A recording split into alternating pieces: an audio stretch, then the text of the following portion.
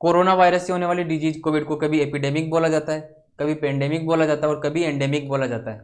इन तीनों वर्ड्स का मतलब होता है महामारी, मतलब कोई ऐसी डिजीज जो बहुत ज़्यादा फैल जाती है। तो आज की वीडियो में हम समझेंगे कि एपिडेमिक, पेंडेमिक और एंडेमिक में क्या डिफरेंस है। ये वीडियो देखने के बाद आपको इन तीनों वर्ड्स में कोई कंफ्यूजन नहीं रहेगा। इन तीनों वर्ड्स को समझने से पहले हम समझते हैं आउटब्रेक क्या होता है। आउटब्रेक का मतलब होता है sudden start of a disease. जब किसी बीमारी की कहीं से शुरुआत होती है तो उसको आउटब्रेक बोला जाता है। जैसे कोविड की शुरुआत वुहान, चाइना से हुई थी।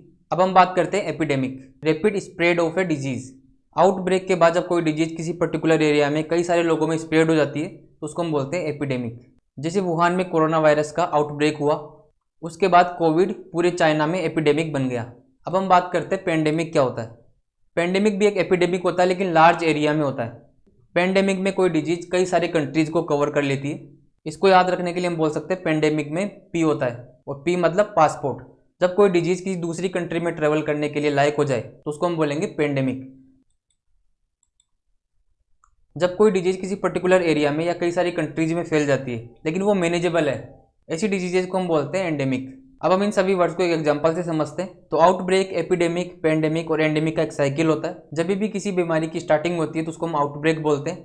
अब वो डिजीज नई भी हो सकती है और वो डिजीज पुरानी भी हो सकती है। और आउटब्रेक मलेरिया का भी हो सकता है और किसी नई बीमारी का भी हो सकता है। आउटब्रेक के बाद अगर वो डिजीज कंट्रोल नहीं होती तो एपिडेमिक बन जाती है, और एपिडेमिक के बाद भी अगर कंट्रोल नहीं होती तो उसको हम पेंडेमिक बोलते हैं। तो जब भी कोई डिजीज पूरे वर्ल्ड में या फिर कई सारे देशों को कवर कर लेती है तो उसको हम पेंडेमिक बोलते हैं। और पूरे वर्ल्ड में फैलने के बाद जब वो डिजीज कंट्रोल में आ जाती है, मतलब वो कई सारे एरियाज या फिर कंट्रीज में प्रेजेंट तो रहती है लेकिन वो मैनेजेबल होती है, तो उसको हम बोलते हैं एंडेमिक।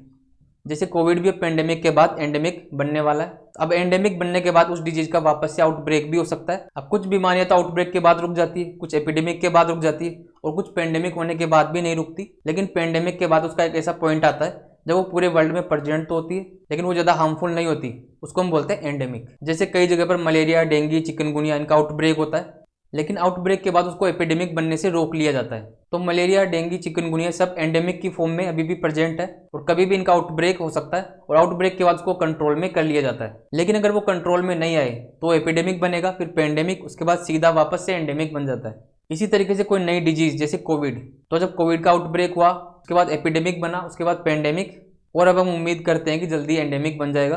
तो अगर आपको इन चारों वर्ड्स का मतलब अच्छे से समझ में आया तो कमेंट बॉक्स में जरूर बताएं। Thank you.